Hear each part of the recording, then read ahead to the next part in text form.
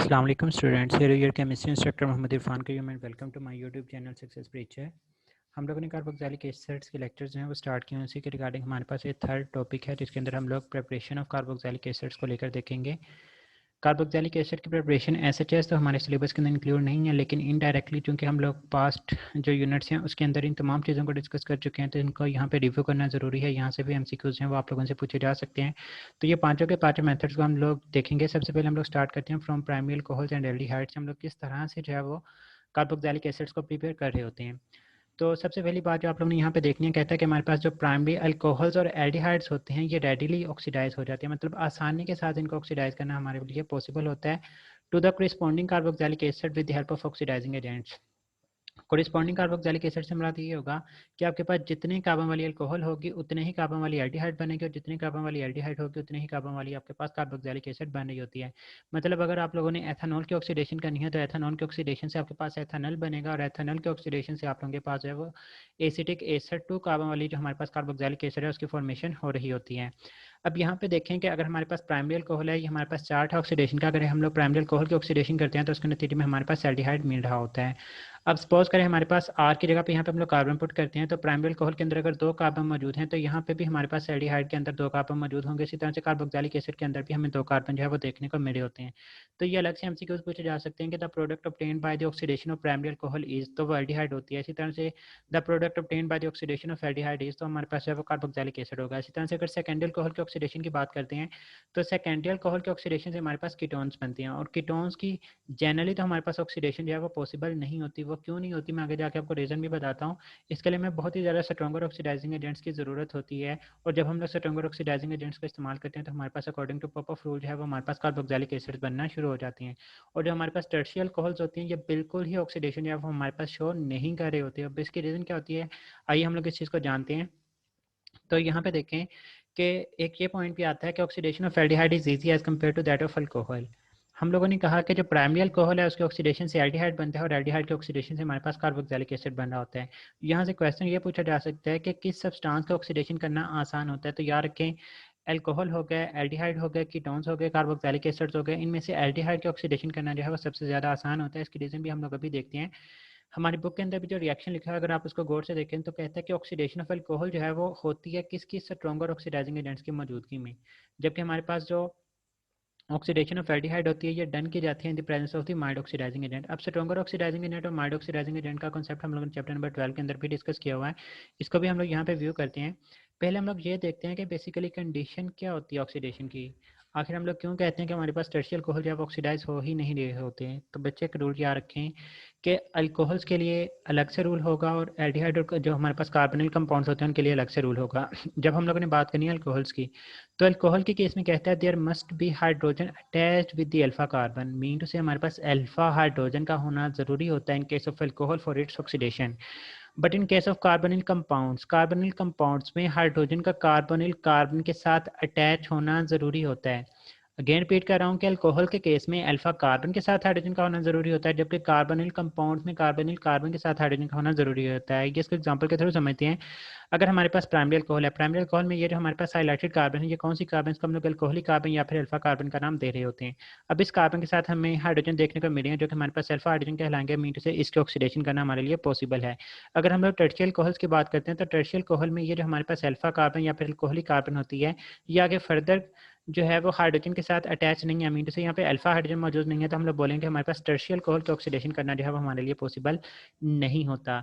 अब यहाँ पे देखें कि हमारे पास प्राइमरी अल्कोहल है, प्राइमरी अल्कोहल में OH जिस कार्बन के साथ अटैच है हमारे पास अल्फा कार्बन, इसकी हमने ऑक्सीडेशन की, तो ऑक्सीडेशन करने के नतीजे में हमारे पास दो हाइड्रोजन मौजूद है, इसकी ऑक्सीडेशन हुई तो हमारे पास एल्डिहाइड। फिर हमने कहा कि कार्बोनिल कंपाउंड्स के केस में इस C डबल बॉन्ड O के साथ हाइड्रोजन का होना जरूरी होता है, तो इसके साथ हाइड्रोजन मौजूद है, इसकी ऑक्सीडेशन हो गई तो हमारे पास कार्बोक्सिलिक एसिड बन जाता है। जब हम लोगों ने सेकेंडरी अल्कोहल की बात की तो इसकी ऑक्सीडेशन से हमारे पास कीटोन बना, लेकिन हमने कहा कि कार्बोनिल कंपाउंड्स के केस में C डबल बॉन्ड O के साथ हाइड्रोजन का होना जरूरी होता है, लेकिन यहाँ पे आपको हाइड्रोजन देखने को नहीं मिल रहा। तो इस वजह से हम लोग बोलते हैं कि हमारे पास जनरली कीटोन की जो है वो हमें ऑक्सीडेशन देखने को नहीं मिलती, लेकिन अगर हम लोग इसको स्ट्रॉन्गर ऑक्सीडाइजिंग एजेंट्स की मौजूदगी में अकॉर्डिंग टू पॉपोफ रूल इनके बॉन्ड्स की ब्रेकेज करवा कर जो वो कार्बोक्सिलिक एसिड हासिल कर सकते हैं, तो वो हमारे लिए स्ट्रॉन्गर ऑक्सीडाइजिंग एजेंट चाहिए होता है, लेकिन जनरली इसकी ऑक्सीडेशन पॉसिबल नहीं होती। और अगर हम लोग टर्शियल कोहल्स की बात करते हैं तो टर्शियल कोहल में देखिए यहाँ पे कि हमारे पास अल्फा कार्बन के साथ किसी भी किस्म की हाइड्रोजन मौजूद नहीं है, इस वजह से हम लोग बोलेंगे यहाँ पे हमारे पास ऑक्सीडेशन नहीं होती। उम्मीद है कि आप लोगों का ये कॉन्सेप्ट कि किसकी ऑक्सीडेशन किस वजह से होती है क्लियर हो चुकी होगी। अब आते हैं इस पॉइंट की तरफ। हमने कहा कि ऑक्सीडेशन ऑफ एल्डिहाइड जो है वो हमारे पास ईजी होती है as compare to alcohols. Oxidation का हमने रूल क्या पढ़ा है कि उसके लिए हाइड्रोजन का होना ज़रूरी है, क्योंकि oxidation is loss of hydrogen. अगर हाइड्रोजन आसानी के साथ लॉस हो जाएगा तो उसको हम लोग बोलेंगे ऑक्सीडेशन होगी। अब प्राइमरी अल्कोहल के केस में आपको दो या फिर यहाँ पर भी हाइड्रोजन देखने को मिल सकता है, मतलब कम से कम दो हाइड्रोजन लास्ट में देखने को मिल रहे होते हैं प्राइमरी अल्कोहल के केस में। तो जब इसके नज़दीक हम लोग ऑक्सीडाइजिंग एजेंट्स लेकर आते हैं तो हमारे पास ये वाला हाइड्रोजन कहता है भाई मैंने जाना है, ये वाला हाइड्रोजन कहता है भाई मैंने जाना है, तो दोनों के अंदर कम्पीट आ जाता है। जब कॉम्पिटिशन आ जाता है तो दोनों हाइड्रोजन के पास उनके इक्वल एबिलिटी होती है, तो इस वजह से यहाँ पे दोनों कंपटीशन के बाद कोई भी जो है वो हाइड्रोजन लॉस नहीं कर पाता, इतनी आसानी के साथ कर देते हैं। हम लोग कंपेयर कर रहे हैं चीज़ों को ना, तो ये आसानी के साथ जो है वो अपना हाइड्रोजन लॉस नहीं कर पाएगा, तो हम लोग बोलेंगे प्राइमरी अल्कोहल को ऑक्सीडाइज करना मुश्किल होगा। But in case of aldehyde, जब एल्डिहाइड होगा तो हमारे पास हाइड्रोजन ही एक मौजूद है, जैसे इसके नज़दीक ऑक्सीडाइजिंग एजेंट आया इसने फौरी तौर पर अपने हाइड्रोजन को लॉस करके कार्बोक्सिलिक एसिड जो है वो बना लेनी होती है। और कार्बोक्सिलिक एसिड तो बिल्कुल भी ऑक्सीडाइज नहीं होती, हमारे पास लास्ट प्रोडक्ट होती है कार्बो ऑक्सीडेशन की। तो हमारे पास कार्बोक्सिलिक एसिड बिल्कुल भी जो है वो हमें ऑक्सीडाइज होते हुए दिखाई नहीं दे रहे होते हैं। उम्मीद है कि आप लोगों को ये दोनों कॉन्सेप्ट कि एल्डिहाइड जनरली क्यों आसानी के साथ ऑक्सीडाइज होते हैं और टर्शियल कोहल की ऑक्सीडेशन क्यों नहीं होती वो हमारे पास क्लियर हो चुके होंगे। नेक्स्ट हम लोग देखते हैं कि हमारे पास जो एथेनॉल है, एथेनॉल की ऑक्सीडेशन किसकी मौजूदगी में की, हम लोगों ने stronger oxidizing agent K2Cr2 7H2SO4 की मौजूदगी में की। जितने कार्बन वाली हम लोगों ने एथेनॉल ली उतने ही कार्बन वाली हमारे पास एल्डिहाइड बन जाती है, जितने कार्बन वाली एल्डिहाइड है उतने ही कार्बन वाली हमारे पास कार्बोक्सिलिक एसिड जो है हमें देखने को मिल रही होती है। मोस्ट इंपॉर्टेंट थिंग आप लोगों से पूछा जा सकता है कि what is the product of oxidation of ethanol. तो एथेनॉल की ऑक्सीडेशन दो कार्बन वाली एल्डिहाइड होगी तो वह एथेनॉल होगी। एथेनॉल दो कार्बन वाली एल्डिहाइड है तो इसकी ऑक्सीडेशन से दो कार्बन वाली कार्बोक्सिलिक एसिड एथेनोइक एसिड ही बनेगी। मीन से जितने कार्बन वाली आपके पास अल्कोहल या फिर एल्डिहाइड होती है उतनी ही कार्बन वाली आपके पास कार्बोक्सिलिक एसिड है वो एट द एंड आपको मिल रही होती है। अब ये अगेन बहुत इंपॉर्टेंट क्वेश्चन है। अकॉर्डिंग टू एमडी कैट कहता है कि 2 moles of oxygen atoms, oxygen atom और ऑक्सीजन गैस में डिफरेंस याद रखिएगा कि अगर सिंपल ऑक्सीजन मौजूद हो तो इसको हम लोग ऑक्सीजन एटम बोलेंगे, अगर O2 मौजूद होगा तो इसको ऑक्सीजन गैस बोलते हैं। जब हम लोग बात करेंगे ऑक्सीजन एटम्स की तो 2 मोल्स ऑफ ऑक्सीजन एटम जो है वो रिक्वायर होते हैं for the complete oxidation of alcohol into carboxylic acid.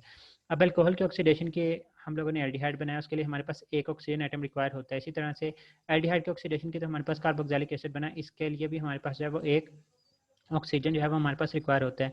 Mean to से अगर ऑक्सीजन एटम्स की बात करता है तो 2 मोल्स ऑफ ऑक्सीजन एटम जो है वो हमारे पास रिक्वायर हैं। लेकिन अगर वो आपसे ऑक्सीजन गैस की बात करता है तो ऑक्सीजन गैस कब बनती है, जब दो एटम्स आपस में मिलेंगे तो दोनों एटम मिलकर हमारे पास एक ऑक्सीजन गैस बना देते हैं। तो हम लोग बोलेंगे कि 1 मोल ऑफ ऑक्सीजन गैस जो है वो हमारे पास रिक्वायर होगा for the completely oxidation of alcohol into carboxylic acid. यहाँ पे हमारे पास क्वेश्चन है कि which of following is a stronger oxidizing agent. ये हम लोगों ने चैप्टर नंबर 12 के अंदर कॉन्सेप्ट जो है वो पढ़ा हुआ है। यहाँ पे मैं अगेन आपको रिव्यू करवा देता हूँ कि हमारे पास स्ट्रॉन्गर ऑक्सीडाइजिंग एजेंट वो वाले ऑक्सीडाइजिंग एजेंट जो कि कीटोन्स को भी ऑक्सीडाइज करवा सकते हैं। अब बेनेडिक्ट सोल्यूशन कीटोन तो टेस्ट नहीं देते, मतलब ये वीक ऑक्सीडाइजिंग एजेंट है। इसी तरह से फेलिंग सोल्यूशन भी कीटोन टेस्ट नहीं देते, ये भी वीक ऑक्सीडाइजिंग एजेंट है। टोलेंस रिएजेंट भी जो है वो कीटोन्स टेस्ट नहीं दे रहे होते, तो हम लोग बोलेंगे ये भी हमारे पास वीक ऑक्सीडाइजिंग एजेंट है। जबकि इन the presence of acidified sodium dichromate है वो हमारे पास पॉप-अप रूल फॉलो होता है, तो हम लोग बोलेंगे यहाँ पे हमारे पास जो डेल्टा ऑप्शन होगी वो हमारे पास क्या है, यहाँ पे हमारे पास जो है राइट ऑप्शन हमें देखने को मिल रही होती है। तो यहाँ पे हमारे पास एसिडिफाइड सोडियम डाइक्रोमेट जो है वो हमारे पास राइट ऑप्शन आ जाएगा। यहाँ पे माइल्ड ऑक्सीडाइजिंग एजेंट्स को अगर आप लोग देख लें तो टोलेंस रिएजेंट, बेनेडिक्ट सोल्यूशन और फेलिंग सोल्यूशन जब वो माइल्ड ऑक्सीडाइजिंग एजेंट, जबकि स्ट्रॉन्गर ऑक्सीडाइजिंग एजेंट के अंदर हमारे पास KMnO4, K2Cr2 7, K2Cr4 जो है वो हमें देखने को मिले होते हैं। अब नेक्स्ट अगेन एक क्वेश्चन है कि how many moles of oxygen gas है वो हमारे पास रिक्वायर होते हैं for the oxidation of alcohols into aldehydes. करनी ऑक्सीडेशन है, अल्कोहल से एल्डिहाइड तक जाना है और ऑक्सीजन गैस बतानी है। तो अल्कोहल से एल्डिहाइड तक जाना है तो उसके लिए हमारे पास 1 ऑक्सीजन एटम, और अगर ऑक्सीजन गैस की बात करेगा तो वो हमारे लिए हाफ रिक्वायर होती है। अगर यहाँ से पूछ लेता कि how many moles of oxygen atoms are required, तो ऑक्सीजन एटम अगर रिक्वायर का पूछ रहा होता है तो हमारे पास आंसर 1 आना था। कोई भी आंसर क्वेश्चन पूछ सकता है, लाइक अल्कोहल से कार्बोक्सिलिक एसिड के अंदर जाने के लिए हमें कितने जो है वो ऑक्सीजन एटम रिक्वायर होंगे, कितनी ऑक्सीजन गैसेस रिक्वायर होंगी, या फिर एल्डिहाइड से कार्बोक्सिलिक एसिड के अंदर जाने के लिए हमें कितने जो है वो ऑक्सीजन एटम या फिर ऑक्सीजन गैस की ज़रूरत होती है। तो आप लोगों को जो भी क्वेश्चन पूछा जाता है आप लोगों ने कोरिस्पॉन्डिंग आंसर करना है। मैंने आप लोगों को कॉन्सेप्ट जो है उसका दे दिया हुआ है। अगर हम लोग अब इसका फाइनल चार्ट की बात करते हैं तो हमारे पास जो अल्केन्स होते हैं, अल्केन्स के ऑक्सीडेशन से हमारे पास अल्कोहल्स बनते हैं। अल्कोहल दो तरह के हो सकते हैं, प्राइमरी अल्कोहल भी होते हैं और सेकेंडरी अल्कोहल भी होते हैं। जब प्राइमरी अल्कोहल के ऑक्सीडेशन से हमारे पास एल्डिहाइड बनता है और एल्डिहाइड के ऑक्सीडेशन के नतीजे में हमें कार्बोक्सिलिक एसिड जो है वो देखने को मिले होते हैं। In case of secondary alcohol जब हम लोग ऑक्सीडेशन करते हैं तो हमारे पास कीटोन्स बनते हैं। कीटोन्स की जनरली ऑक्सीडेशन पॉसिबल नहीं होती, लेकिन जब हम लोग इसको स्ट्रॉन्गर ऑक्सीडाइजिंग एजेंट्स देते हैं तो हमारे पास पॉपोफ रूल के अकॉर्डिंग जब ऑक्सीडाइज होकर कार्बोक्सिलिक एसिड बना रहा होता है। तो कीटोन के केस में अगर जनरली बात करें तो हमारे पास नो फर्दर ऑक्सीडेशन जो है हमें देखने को मिल रही होती है। तो ये हमारे पास प्राइमरी अल्कोहल और एल्डिहाइड का रिव्यू था। इसके रिगार्डिंग जितने भी एमसीक्यूज पूछे जा सकते हैं वो मैंने आप लोगों के साथ शेयर किए हैं। नेक्स्ट हमारे पास आ रहता है फ्रॉम अल्केन नाइट्राइल जो है हमारे पास किस तरह से कार्बोक्सिलिक एसिड्स को प्रिपेयर किया जा रहा होता है।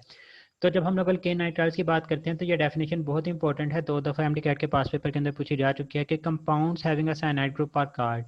तो जिनके अंदर कंपाउंड के अंदर CN ग्रुप देखने को मिलेगा उनको हम लोग नाइट्राइल्स का नाम दे रहे होते हैं।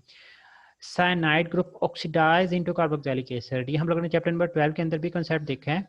यहाँ पे देखें कि हम लोगों ने एसिटाल्डिहाइड की HCN के साथ रिएक्शन देखा था। तो हमारे पास क्या होता था कि एसिटाल्डिहाइड सियानोहाइड्रोजन जो था वो हमारे पास बन रहा था। अब जब हम लोग उसकी एसिडिक हाइड्रोलिसिस करते थे, H2SO4 एसिड है, वाटर की मौजूदगी में इसका रिएक्शन करवाते हैं, तो हमारे पास क्या है कि ये जितनी भी प्रोडक्ट है वो हमारे पास एसएचएस ऐसे ही मौजूद रहती है। ये जो CN होता है ये हमारे पास ऑक्सीडाइज हो जाता है COOH के अंदर। तो हमारे पास यहाँ पे lactic acid two hydroxy propanoic acid जो थी वो हमारे पास प्रोडक्ट बन रही थी और साथ में अमोनियम सल्फेट जो था वो हमारे पास रिलीज हो रहा था। इन शॉर्ट हमारे पास साइनाइड ग्रुप जो है वो हमारे पास कार्बोक्सिलिक एसिड्स के अंदर ऑक्सीडाइज होते हुए दिखाई दे रहे होते हैं। यहाँ पर भी देखें कि RC ट्रिपल बॉन्ड N है, तो ये जो R है ये हमारे पास SHS ही मौजूद रहेगा। जो C ट्रिपल बॉन्ड N होगा ये ऑक्सीडाइज होकर COOH के अंदर कन्वर्ट हो जाता है। इसी तरह से अगर हमारे पास मिथाइल साइनाइड है तो मिथाइल का ग्रुप ऐसे ही हमारे पास SHS रहेगा, जबकि C ट्रिपल बॉन्ड N जो है वो COOH के अंदर जो है वो हमें कन्वर्ट होता हुआ दिखाई दे रहा होता है। अब number of carbon atom of alkane nitriles and carboxylic acids are same. जैसे हमने लास्ट एल्डिहाइड की अल्कोहल्स की बात की कि उनके अंदर number of carbon atom same रहते हैं, इसी तरह से जब हम लोगों ने अल्केन नाइट्राइल और कार्बोक्सिलिक एसिड्स की बात करनी होती है तो एट अ एंड हमें उतने ही कार्बन देखने को मिलते हैं जितने कार्बन वाली अल्केन नाइट्राइल। लाइक यहाँ पे देखें कि हमारे पास 2 कार्बन जो है वो हमारे पास मौजूद हैं, तो प्रोडक्ट के अंदर भी हमें 2 कार्बन वाली कार्बोक्सिलिक एसिड ही जो है वो हमें देखने को मिल रही होती है। अब ये जो हम लोगों ने हाइड्रोलिसिस करवानी होती है ये हमारे पास एसिडिक भी हो सकती है और बेसिक भी हो सकती है, बट याद रखें कि हमेशा हमारे पास जो प्रोडक्ट होती है वो हमेशा हमारे पास सेम रहती है। मतलब एट द एंड आपको कार्बोक्सिलिक एसिड ही जो है वो देखने को मिले होते हैं।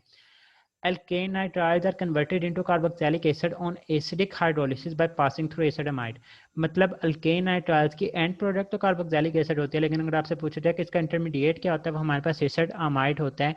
ये आप लोगों के जो अमाइनो एसिड वाला टॉपिक है उसके अंदर भी एसिडिक एसिड के रिगार्डिंग जो है वो चीज़ लिखी हुई है, तो आप लोगों ने वहाँ से इसको देखना है कि अगर हमारे पास मिथाइल साइनाइड मौजूद है तो उससे सबसे पहले हमारे पास जो है वो एमाइड बनेगा और इस एमाइड की फर्दर जो है वो हमारे पास उसको हीटिंग करते हैं तो हमारे पास कार्बोक्सिलिक एसिड बनेगा और साथ में हमारे पास जो है वो अमोनियम का साल्ट जो है वो हमारे पास बन रहा होता है। अब यहाँ पर देखें कि अगर हम लोग अल्केन नाइट्राइल लेते हैं, 2 तरह की ऑक्सीडेशन, एक अगर हम लोग इसकी एसिडिक ऑक्सीडेशन करते हैं तो एसिडिक हाइड्रोलिसिस करते हैं तो एसिडिक हाइड्रोलिसिस के नतीजे में हमारे पास कार्बोक्सिलिक एसिड बनेगा और साथ में अमोनियम का साल्ट जो है वो हमारे पास बन रहा होता है। और अगर हम लोग उसकी बेसिक हाइड्रोलिसिस करते हैं तो बेसिक हाइड्रोलिसिस के नतीजे में हमारे पास कार्बोक्सिलेट आयन बनेगा और साथ में अमोनिया बन रहा होता है। अब ऐसा क्यों होता है? जब हम लोग बात करते हैं ना एसिडिक हाइड्रोलिसिस की, एसिड किस चीज़ को बोलते हैं? जो सोल्यूशन के अंदर H पॉजिटिव छोड़ देता है। तो जब ये H पॉजिटिव सोल्यूशन के अंदर छोड़ेगा तो हमारे पास कार्बोक्सिलिक एसिड का हाइड्रोजन भी SHS मौजूद रहेगा, ये यहाँ से नहीं जाएगा और जो अमोनिया NH3 बनती है और उसके साथ भी हमें एक फर्दर हाइड्रोजन जो है वो देखने को मिलेगा, तो NH4 पॉजिटिव की फॉर्म के अंदर एग्जिस्ट करता है। लेकिन अगर बेसिक मीडियम लेते हैं तो बेस क्या करती है, वो प्रोटॉन को अपनी तरफ खींच लेती है, तो वो कार्बोक्सिलिक एसिड से भी हाइड्रोजन को अपनी तरफ खींच लेता है और जो हमारे पास NH4 पॉजिटिव होता है उससे भी हाइड्रोजन को अपनी तरफ खींच लेगा, तो एज अ रिजल्ट हमें अमोनिया जो है वो देखने को मिल रही होती है। तो आपको कैसे पता लगेगा कि हाइड्रोलिसिस जो है वो एसिडिक होती है या फिर हमारे पास बेसिक, क्योंकि प्रोडक्ट तो कार्बोक्सिलिक एसिड ही बनी होती है। तो याद रखें कि अगर हमारे पास ये जो साइड प्रोडक्ट्स होती है ना, इन्हीं से हम लोग जो है वो आइडेंटिफाई कर रहे होते हैं। अगर तो हमारे पास साइड प्रोडक्ट NH4 पॉजिटिव हो या फिर कोई भी साइड ऑफ अमोनियम हो तो हमारे पास जो हाइड्रोलिसिस होगी वो हमारे पास एसिडिक हाइड्रोलिसिस होगी। और अगर हमारे पास साइड प्रोडक्ट अमोनिया हो या फिर कोई भी हाइड्रोक्साइड ऑफ अमोनियम हो तो उसको हम लोग बोलेंगे यहाँ पे हमारे पास जो हाइड्रोलिसिस होगी वो हमारे पास बेसिक हाइड्रोलिसिस जो है वो हमें देखने को मिल रही होती है। तो ये पॉइंट जो है वो आप लोगों ने याद रखने हैं कि एसिडिक हाइड्रोलिसिस और बेसिक हाइड्रोलिसिस के रिगार्डिंग जो है वो बातें याद रखने को होती हैं। अब नेक्स्ट अगर हम लोग अल्केन नाइट्राइल्स के हिसाब से देखें, क्वेश्चन है हमारे पास कि ethyl cyanide on boiling with the mineral acid और अल्कलीज यील्ड। हमारे पास साइनाइड मौजूद है। हमने कहा कि जितने कार्बन वाला हमारे पास साइनाइड होगा उतने ही कार्बन वाली जो है वो हमें कार्बोक्सिलिक एसिड देखने को मिलती है। अब क्वेश्चन ये है कि इथाइल साइनाइड के अंदर कितने कार्बन मौजूद होते हैं। तो इथाइल के अंदर 2 कार्बन आ गए और साइनाइड के अंदर 1 कार्बन होता है, तो हमारे पास टोटल कार्बन है 3, मतलब 3 कार्बन वाली हमारे पास यहाँ पे कार्बोक्सिलिक एसिड बनेगी। तो हमारे पास जो राइट ऑप्शन है वो हमारे पास प्रोपानोइक एसिड जो है वो हमें देखने को मिल रहा होता है। अब यहाँ पे बच्चे कंफ्यूज होते हैं इसकी नेमिंग के अंदर। बेसिकली जो नाइट्राइल्स होते हैं इनको 2 तरह से नाम दिया जाता है। अल्काइल साइनाइड के हिसाब से भी इनको नाम दिया जा रहा होता है और अल्केन नाइट्राइल्स के हिसाब से भी इनको नाम दिया जा रहा होता है। Both of these terms can be used for the compounds containing C triple bond N. तो दोनों के दोनों टर्म्स बेसिकली इनके दरमियान डिफरेंस क्या होता है कि जो अल्काइल साइनाइड होता है ये हमारे पास कॉमन नेम होगा, जबकि अल्केन नाइट्राइल जो है वो हमारे पास कॉमन नेम जो है वो हमें देखने को मिल रहे होते हैं।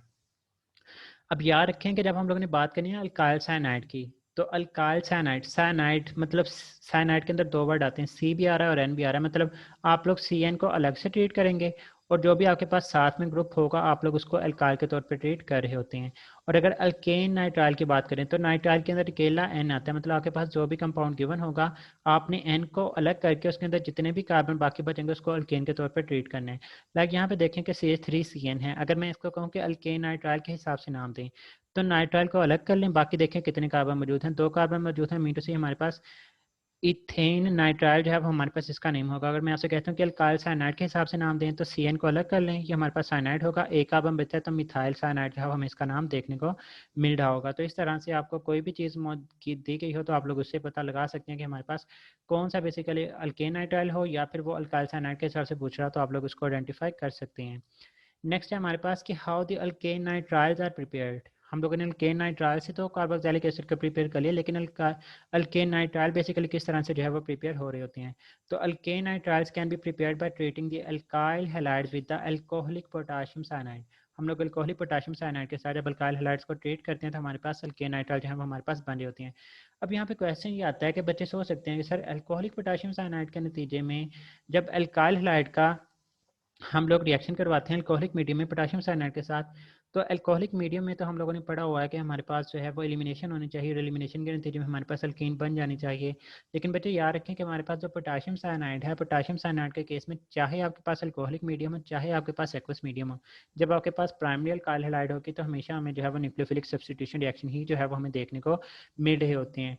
तो यहाँ पे मैंने स्पेसिफिक कर दिया कि अल्कोहलिक मीडियम भी हो चाहे तो हमारे पास CN जो है वो इस एक्स के साथ रिप्लेस हो जाएगा, तो हम लोग बोलेंगे हमारे पास क्या है, हमारे पास न्यूक्लियोफिलिक सब्स्टिट्यूशन रिएक्शन जो है हमें देखने को मिल रहा होता है। यहाँ पे एलिमिनेशन नहीं होगी, आल तो हमारे पास अल्कोहलिक मीडियम है, लेकिन याद रखें कि जब हमारे पास प्राइमरी अल्काइल हैलाइड मौजूद हो तो चाहे आपके पास अल्कोहलिक मीडियम है पोटेशियम साइनाइड के लिए और चाहे आपके पास एक्वस है, वहाँ पे आपको न्यूक्लियोफिलिक सब्स्टिट्यूशन रिएक्शन ही देखने को मिल रही होती है।